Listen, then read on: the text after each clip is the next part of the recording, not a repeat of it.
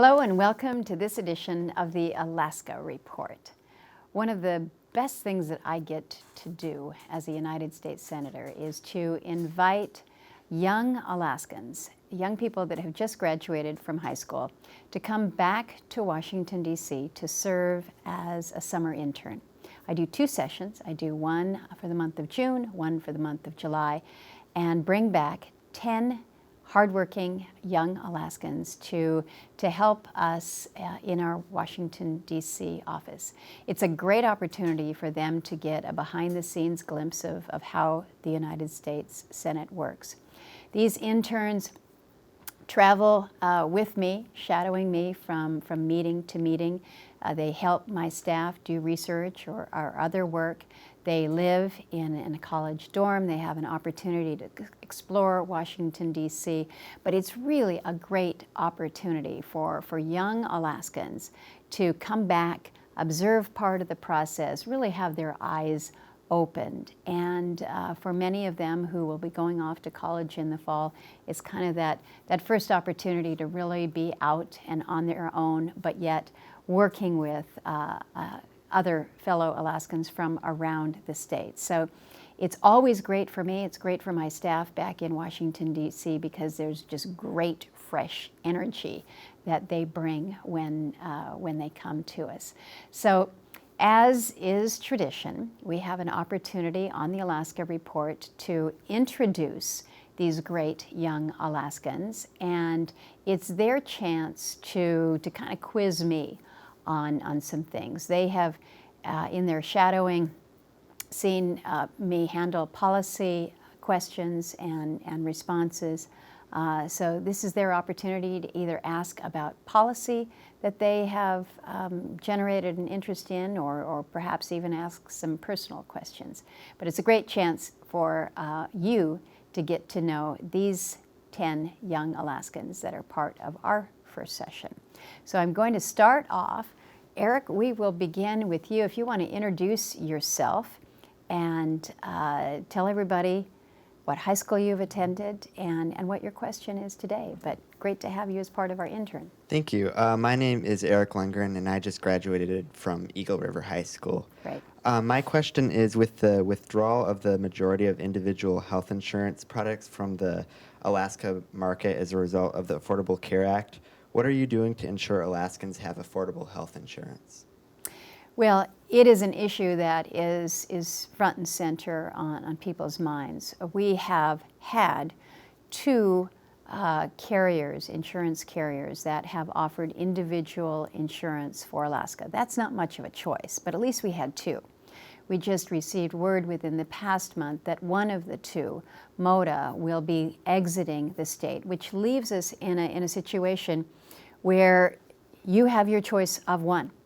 That's not very helpful when you're trying to shop around, when you're trying to find that lowest cost insurance. And our state is a state where we have some of the highest insurance costs in the country. We have some of the highest healthcare costs in the country. So this is an area where I'm hearing from Alaskans all the time about what can be done to lower the cost of healthcare as well as lower the cost of insurance. The state, just within the past, really the past week or so, has helped to try to address some of the high cost claimants, those who come down have very serious health conditions that are very, very costly. So it is a high-risk insurance pool. That will help to alleviate a little bit of what we're dealing with. But quite honestly, our situation in Alaska is we're never going to be interesting to anybody on the insurance market because our population numbers are so small. We're small in number, we're high in cost, and we're not attractive.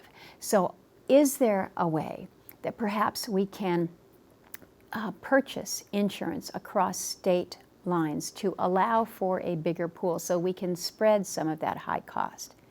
We're looking at considerations like this, in addition to doing what we can to increase the overall cost of health care, as well as make sure that when we're talking about coverage, Alaskans have options. This has been probably the most discussed issue of concern as I travel around the state, whether you're a fisherman or a businessman or a teacher or a firefighter. Healthcare and healthcare coverage is front and center. It's a tough situation for us right now. Teresa. Hi, thank you. I'm Teresa. I'm just graduated from West Valley High School in Fairbanks, Alaska. And my question is, did you enjoy college life? Any hints for our graduating seniors? Well, I am one who, I love to learn. I loved school when I was in kindergarten, and I loved it as a college student. I even loved it as a law school student. There's not too many people in law school that say they actually liked their experience there, but I love to learn. And I viewed college as just that great opportunity to expand on what I had been given. I went to school in Fairbanks there. I was at Monroe. Got a great education there, as I did in Wrangell and in Juneau and in Anchorage as I was growing up. But for me, college was that opportunity to explore areas of interest that I had developed. I thought I wanted to be a teacher, so going into those areas. I ended up getting a degree in economics, so again, exploring an area there. I loved being at a liberal arts college because I wasn't quite sure where I was going to go, the direction that I was going to take, and so I wanted to learn more. And I think if there is free advice that I can give to those of you that are going off to school, explore all avenues of academic pursuit. There may be some of you that know right away, I want to be an engineer, I want to be a doctor, and you are going down that path. If you have that focus, good, but don't let it limit you in terms of learning and exploring in other ways, whether it is recreational activities, travel, adventure, just continuing education. You can never go wrong. You will love college. Claire. Thank you. My name's Clara Baldwin. I just graduated from South Anchorage High School. And my question is, what do you feel is the most challenging part about being a senator from a state like Alaska? Well, as we all know, our geography, our size, our distance from the rest of the country is a challenge for us. It does complicate my job as I'm back here in Washington, D.C. Time difference makes it more difficult to talk to people. When I'm ready to go in the morning and have all kinds of things on my to-do list, Alaska is still sound asleep. It's 4 a.m. and I can't make any calls. So you've got distances that you deal with. But I think one of the things that makes it particularly challenging is because we are so far away. Just to many people, we are out of sight, out of mind. We're just kind of this mythical place in the corner of the map, and they don't really know a lot about us because many people haven't been to Alaska, and so it's oftentimes very difficult to educate people about our state, so that they fully understand the issues and the concerns, the things that we're working on. So this is where you all can help me from the education perspective, being ambassadors, conveying to others what it really means to be an Alaskan, what our great state is like. So I love our size. I love the fact that we don't have a lot of people. I love our geography, but sometimes it does present educational challenges for us. Thanks for being here. Bernie. Okay, my name's Bernadette Franulovich. I went to Ketchikan High School, and my question is, what is it like being a female senator and working primarily with men? Well, we're actually doing pretty well in the United States Senate right now. 20% of the Senate is female. Not good enough, though. Not good enough. We need to be doing more to encourage women to be part of all levels of government, whether you're in the United States Senate or on your local school board. So being involved is something that I strongly encourage. I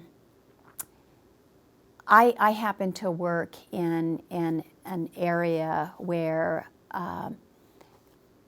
we are all treated, and when I say we, the women of the Senate, I believe, are treated as equals by our male counterparts. I think the fact is that we have all worked very, very hard to get where we are. We all represent a constituency, and so I find that I have great respect from my colleagues here in the United States Senate.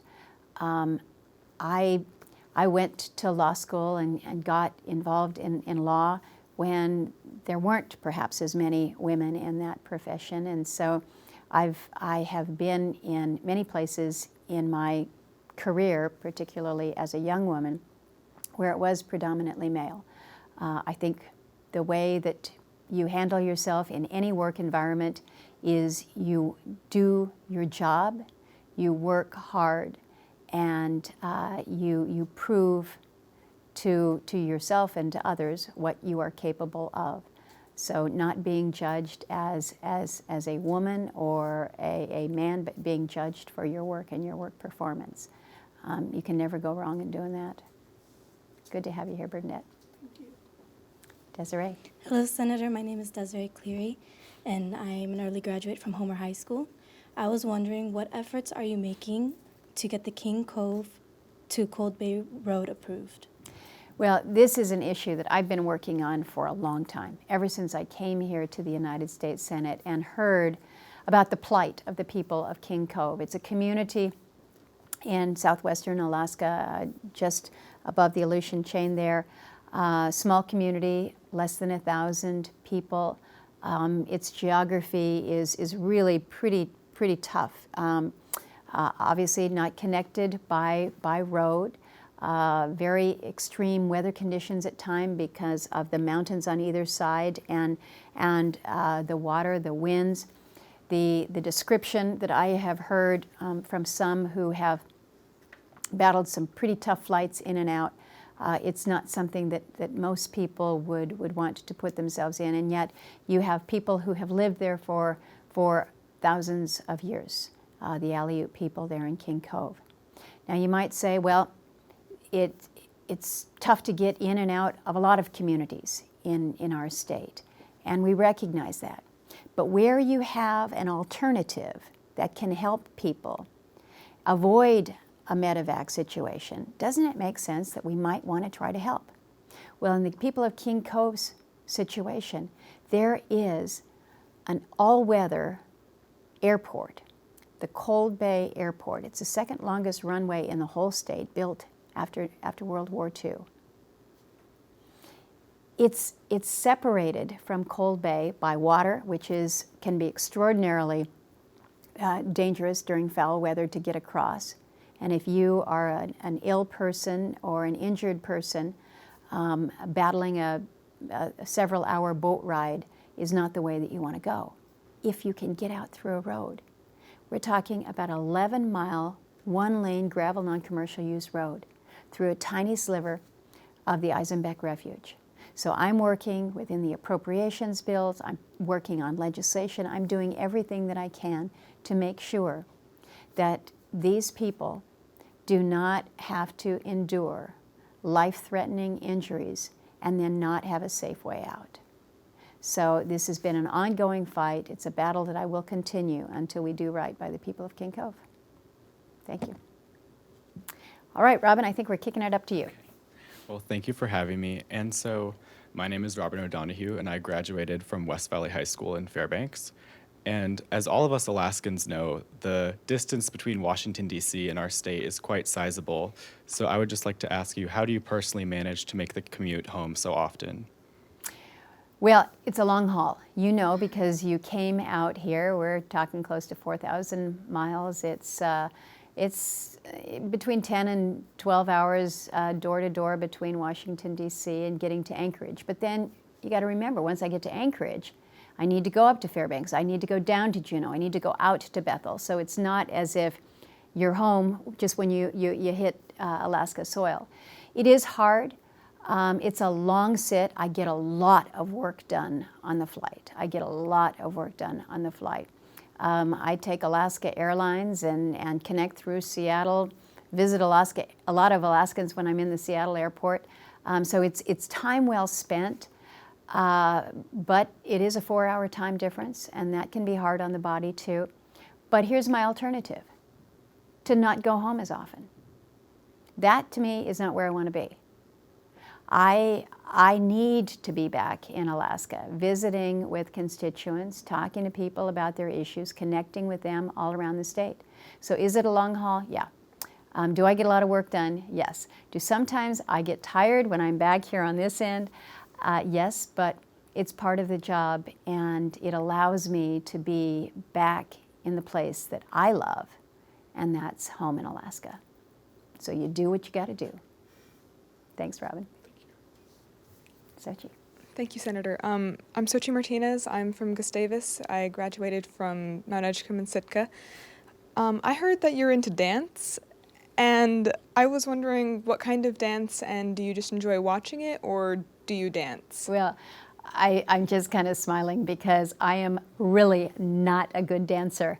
I envision myself as a dancer and a singer also, something that I am not very good at. But I do have a creative side. I wanted to be a tap dancer, and I had these dreams when I was in first, second, and third grade. When we lived in Wrangell, Mabel Fenimore was going to be my great dance teacher for tap. And before I was really able to get into a very serious series of lessons, I think I had 3 lessons, we moved to Anchorage, and my career in tap was laid to waste. So in my mind, I'm an aggressive tap dancer. I still like to make noise with my shoes. But I wish that I had more time to pursue not only the arts and dance, singing, but maybe one day painting. It's probably not going to come for a while, though. You'll have to show me your dance. Hi, Senator. My name is Kia Beckedall from Wasilla, Alaska, and I went to Matsu Korean Technical High School. My question for you is, what efforts have you made to create legislation that would enforce food companies to label products that are genetically modified?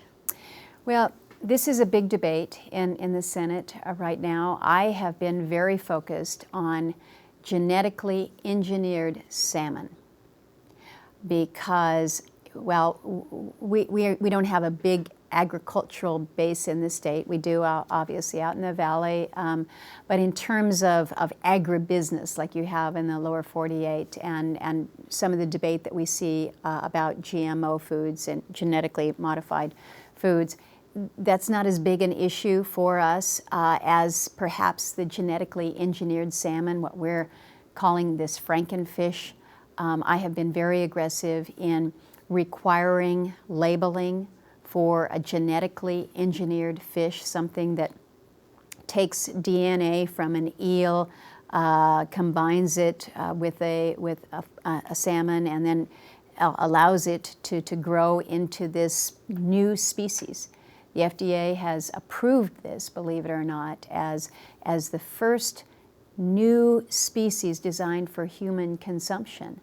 I don't like the idea. I want to eat wild Alaska salmon, and I want to know that when I go to the store, I don't very often buy fish. I like to catch it myself, but if I do buy it, I want to know that it is real wild salmon. And if it's not, if it's genetically engineered, I want to know that. I want to require that. And so we've made good, strong efforts in doing just that. The GMO foods, again, this is an issue where people want to know what they're eating. And I think that's important for us. We want to make sure that it is possible to be able to know where it has come from. And again, that is the debate that we have seen. But when you want to make sure that you're eating healthy, where you know where your food is coming from, effectively a little bit of food security, education is pretty key here. So there's been good debate and good discussion, and the good news for us in Alaska is that we've made good headway in requiring mandatory labeling for genetically engineered salmon. Thank you. My name is Emily Harland, and I went to South Anchorage High School, and I was wondering, how are you addressing the problems in rural Alaska with sexual assault, drug and alcohol abuse, and overall general health issues in the villages? These are very, very serious issues for us, not only in rural Alaska. Unfortunately, our statistics in our state as a whole when it comes to domestic violence, sexual assault, youth suicide, our statistics are really very, very sad because in far too many categories we're number one. That is not a statement that we want to make as a state. So this is something that I have taken very, very personally in my efforts to try to do more. I serve on the Interior Appropriations Subcommittee. I'm the chairman of that committee. We have just moved through legislation that really focuses in on support for suicide prevention, support for substance abuse, alcohol abuse, focusing on mental health areas as well, working also to deal with the level of domestic violence. And we've done this through the IHS budget and making sure that there is good, robust funding within these programs to help make a difference. In addition, we have worked to include support and funding for levels of law enforcement, but also recognizing that our tribal courts can make a difference in ensuring that those who may be perpetrators, that there is a level of justice that we see in our villages that perhaps don't have the same level of law enforcement that you would see in a larger community. So making sure that we are providing appropriate resourcing is very, very important. But I think also we know that it's not always about money. We had a meeting just yesterday, and some of you were shadowing me, and we met with an advocate who has been working in the field of youth suicide for many, many years, a gentleman from Bethel. And he reminded us that as much as we need to do is we need to be aware of our friends, we need to talk to them, we need to listen to them, and we need to basically follow their mood. And if there's a change in something, speak up, be there to help. Now, does that cost money? Does it cost anything to tell somebody that you love them, that they have worth, that they're your friend, that life is good, it's important, and you can be there for them?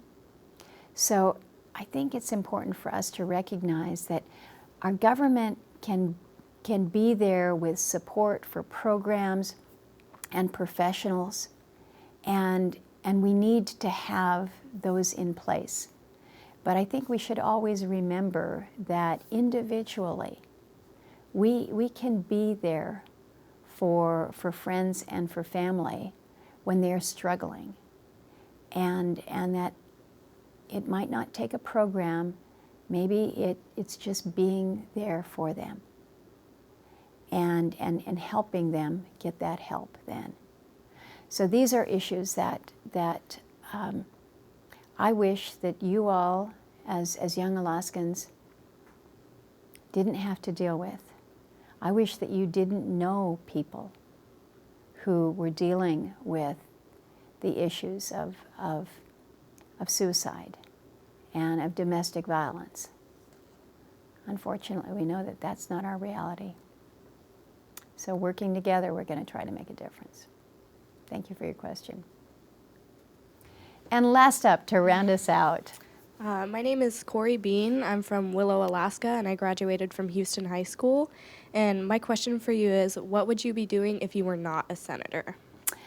Well, that one's an easy one, because I would be a teacher. That's what I thought I wanted to do when I went to college. My grandmother was a teacher in Ketchikan, and I always thought I wanted to be a teacher. And I didn't choose that path. I went and I got a degree in economics. That's another story. But in many ways, I feel that I teach every day. I'm in a job where I feel like I'm advocating for Alaska. So I got my law degree, so effectively I'm an advocate then. But I also feel like I have to educate, whether it's educating about issues like you have raised, Emily, educating about healthcare issues like you have raised, Eric, educating about why our state needs a little bit more or a little bit less based on our numbers, our geography, our distance. So in many, many ways, I feel like the path that I started out on to be a teacher, well, I don't have a teaching certificate. I feel like I have an opportunity to educate others just about every day. So maybe I did do what I started out to do, but I'm very fortunate to be able to serve Alaska in this way, and enjoy that very much. Well, we are at the end of our program, and you all have had a chance to ask me questions, get a little bit more. I don't know about the dancing thing, Xochitl. I'm going to have to figure that one out.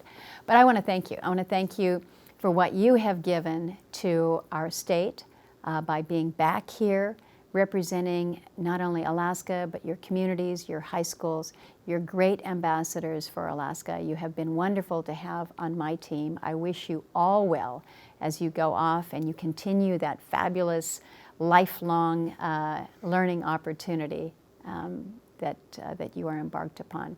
So thank you for your time here, and for those of you that have joined us for this program, I hope that you have enjoyed it, and we look forward to seeing you on the next episode of the Alaska Report. Take care.